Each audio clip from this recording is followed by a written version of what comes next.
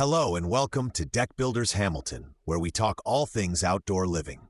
Today we are focusing on the parts of your deck that quietly keep everyone safe: railings and stairs. When most people think about a deck, they picture the surface boards and maybe the color. But railings and stairs are where slips, trips, and falls are most likely to happen if they are not planned well. That is why there are clear standards for how high railings should be, how far apart balusters can be, and how strong the connections need to be. These numbers are not random. They are based on keeping people from falling through or over the system. A solid railing starts with how the posts are attached. They should tie into the deck framing or structure, not just the surface boards.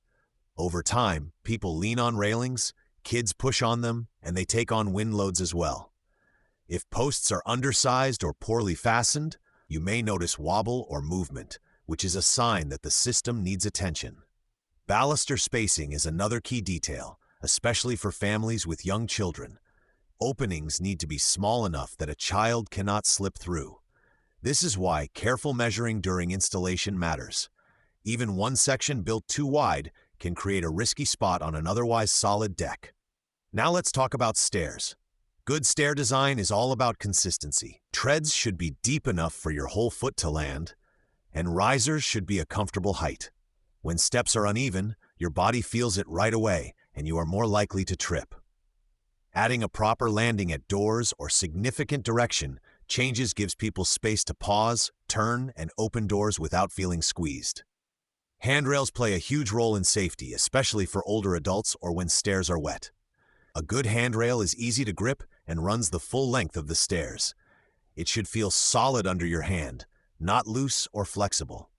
In the evening, simple lighting along railings or stair risers can make a big difference, helping you see edges and avoid missteps.